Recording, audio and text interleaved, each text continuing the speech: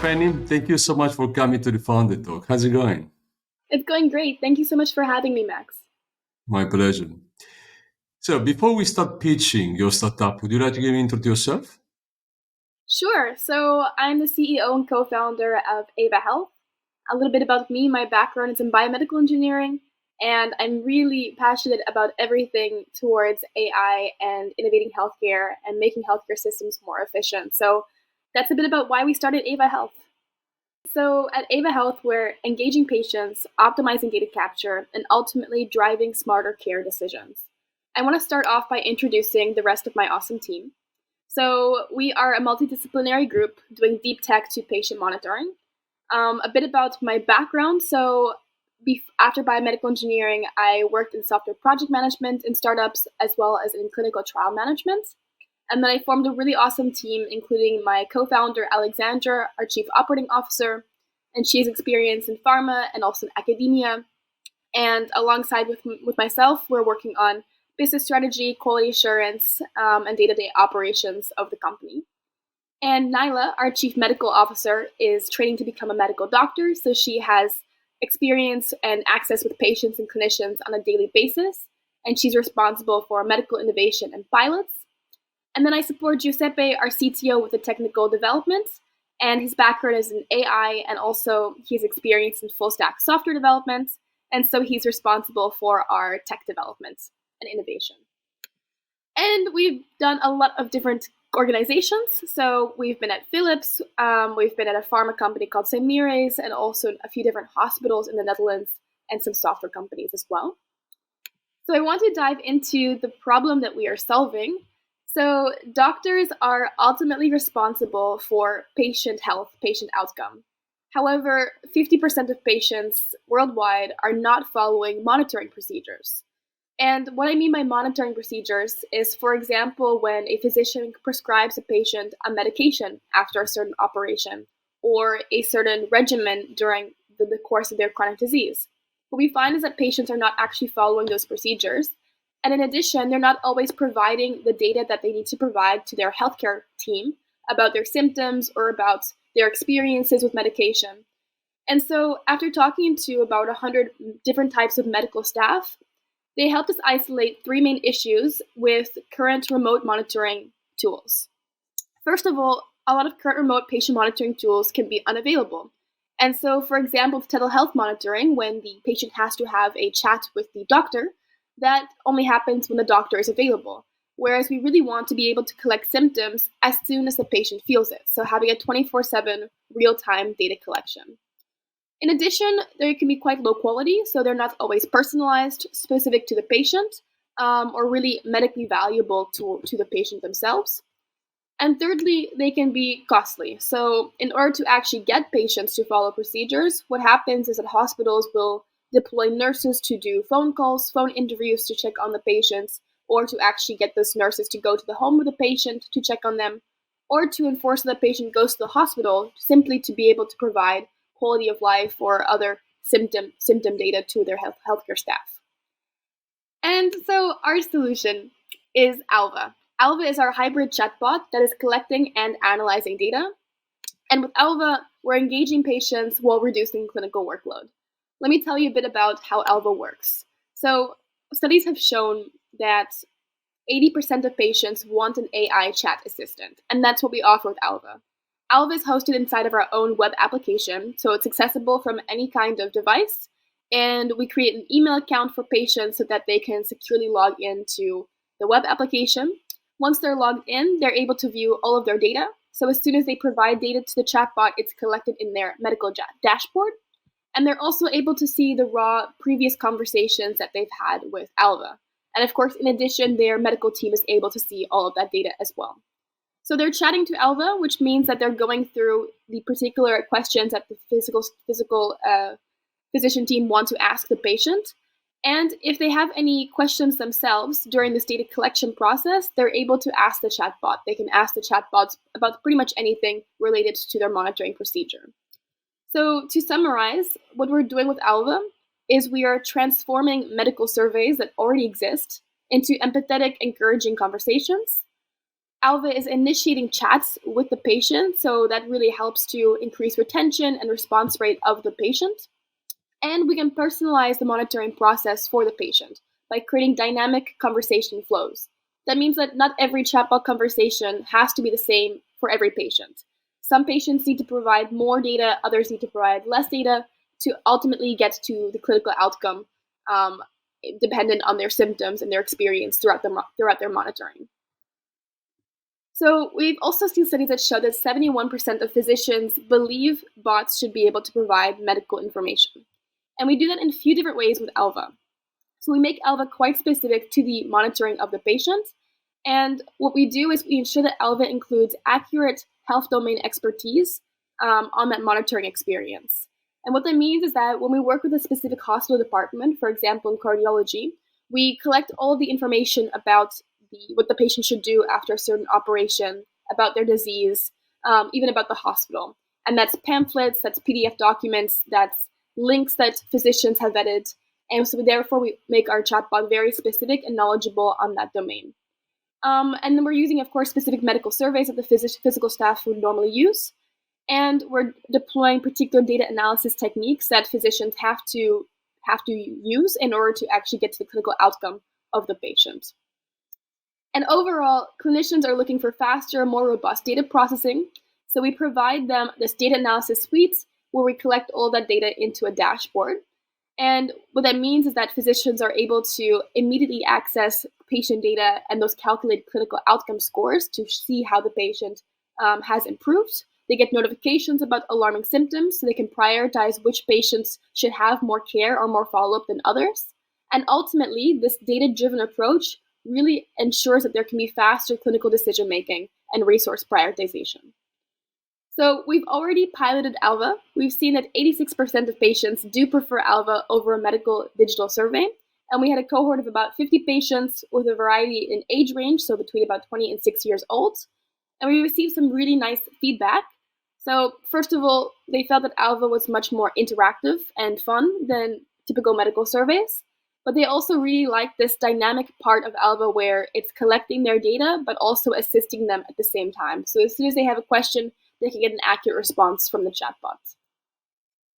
And I want to finish up my pitch by saying that we have been lucky enough to be supported both locally in the Netherlands and also internationally. We're currently funded by a subsidy from our provincial government in the Netherlands, and we are indeed raising our first pre-seed round of 300,000 euros for 2024 Q1. And I can talk a bit more about what that round would look like. And in addition to being funded by a subsidy, we've also been bootstrapping. We've also received competition money from different competitions that we've performed. We've also received a lot of coaching and support, both locally but also in Silicon Valley. We've joined several ecosystems for entrepreneurs, and we had really great press releases and events as well, internationally and locally. So thank you so much for listening. It was really great to be able to pitch to you. I'm really looking forward to your questions, your ideas. So yeah, thank you so much. How do you collect data, and how data are translated in action from the doctor side? So the way that the data is getting collected is from the patient side. So the patient gets the chatbot, and when they're at home, they're talking to the chatbot, they're providing information about their symptoms, what medication they took, and really what we're trying to do is look for patterns. So for example, if a patient, they came from a certain operation, for example, a heart operation, and they have been doing a lot of exercise, which actually they shouldn't have done because it shows that after a week from that operation, they shouldn't have been doing a lot of exercise. And they're reporting to the chatbot, oh, I have a lot of pain. Then the physician who gets that data collected and analyzed can already make the correlation and say, okay, on a very regular basis, this patient is not following their procedures because they're doing a lot of exercise and complaining about a lot of pain. And so they can already make some conclusions about what the clinical outcome is of this patient, that it's actually getting degraded because they're not following the procedures correctly. So that's really, and then they can decide, okay, that patient is starting to have some very serious symptoms after operation. We do need to have additional follow-up and care for that particular patient. So that's a little bit how we go from the chatbot to the clinical outcome of the patient. Happens many times. I've been talking to many founders touching this particular side Yeah. or digital health, remote health, and many of them are very much focused on giving a device that can actually detect Yeah. the where is the problem if you have any health issue, and so move on, giving directly data to the doctors where they are. Yeah. In your case, how do you make sure that there are symptoms they actually cannot perceive? That's the problem, right? So, who is that if, for example, has some health problems Yeah. related, coming from, even if I didn't have any surgery, for example, any Hmm. treatments before, how can I myself be sure that actually I'm okay? I believe I'm okay. Actually, I'm not okay, and I should talk to Hmm. the doctor. I should give some feedback. There is any way your application, your software can give this kind of help? Yeah, so our software is not at the moment really for general health in the sense that there are a lot of applications like that.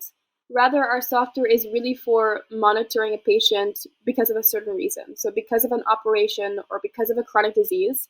And that works very well because then we can really narrow down what kind of symptoms do we expect after that chronic operation. And we can also narrow down and provide that to our chatbot. Okay, what symptoms are extremely serious and what symptoms are not particularly serious. Something though that we do have to investigate, of course, is that patients feel a variety of issues, and some of those issues can be related to their chronic disease or to their operation, and some of them are not. Some of them are, yeah, completely random, right? And so what we do is right now, because we are not medical device certified, we do not give diagnostic advice. That is a future intention. But for now, what we can do is say, okay, you're reporting some serious symptoms. We can see if those serious symptoms are related to the chronic disease that you're experiencing. And if they are, then we absolutely refer you to a physician. But if they're not, then we have to say, okay, well, this is not per se related to your chronic disease. However, you may be recommended to talk to your general practitioner. So inevitably, we work with the care team of that patient to ensure that Alva is accurate and can provide specific information about that patient, about their monitoring. Do they get any? I, for example, in my family, my father, even if he's in a full pain, he still does nothing. So, do you have any kind of reminder? How are you? Are you good? Did they get any push on your side? Yes, they definitely do get some push notifications to do something about it. I think we have a real disparity between patients that come to the hospital for symptoms that are not serious, and then that absolutely increases the workload unnecessarily of our healthcare staff. But we also have a lot of patients that don't come to the hospital, and then years later, their clinical outcome is completely reduced, or they're not taking their medication, they're not following procedures, and it's completely reduced. So they absolutely do have a lot of notifications through Alva. And the idea is really to have a daily use of Alva. That Alva is there to guide the patient throughout their healthcare journey, be able to assist them, and really be able to provide value through medical information to them. And some features that we would really like to explore, especially for different types of populations, for example, children, is gamification. So actually providing games through Alva to help them maintain their health as prescribed. In terms of business model, we pay for the service. Yeah, so right now we are conducting a few different pilots. We're setting up a few different pilots, and to be honest, we're going to see which one of those pilots converts into the most likely launching customer. The first pilot studies that we're conducting are in hospital departments directly. So that's in cardiology and also in gastroenterology. With cardiology, it's about following patients after a specific cardiac operation.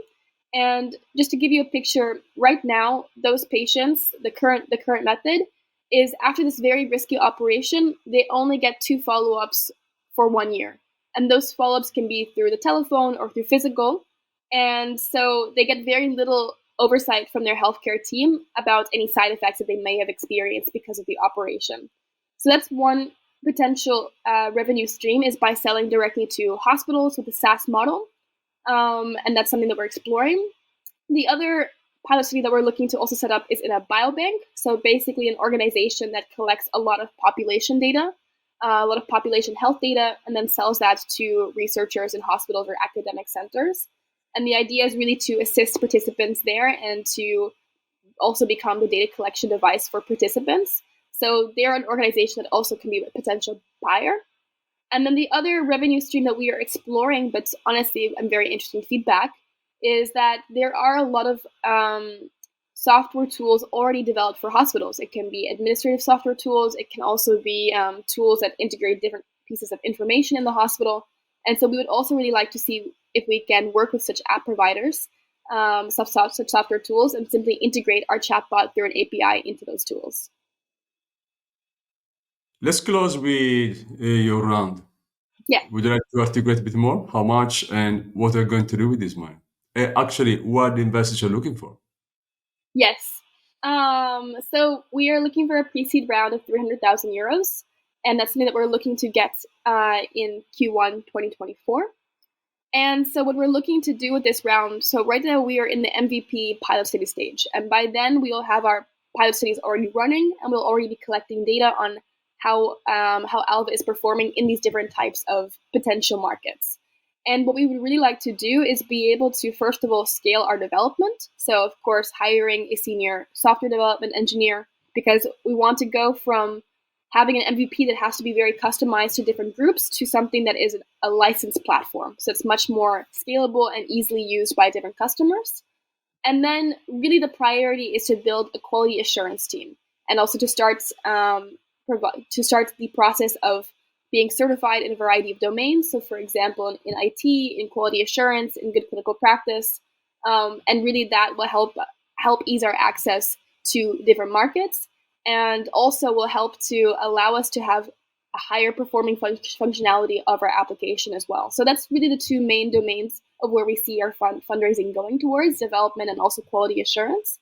And the types of investors that we're looking for, we are a team that is not only looking for finances, we're really also looking for network, also experience, and for example, sales when it comes to the healthcare fields. That can be to hospitals, that can also be to pharmaceutical companies, clinical trial organizations, biobanks. So we're really looking for investors that also can bring in some network, some expertise, and that really do want to have the opportunity to give a lot of advice and opinion on where we're going. So a little bit broad, but yeah, pre-seed investors that are really excited by digital health tech and also have a cool network that they can connect us with. Fennie, thank you so much for coming to the Founder Talk. It's been a very good pleasure for me. Thank you. Thank you so much for having me. It's been really awesome to pitch on here. Thank you.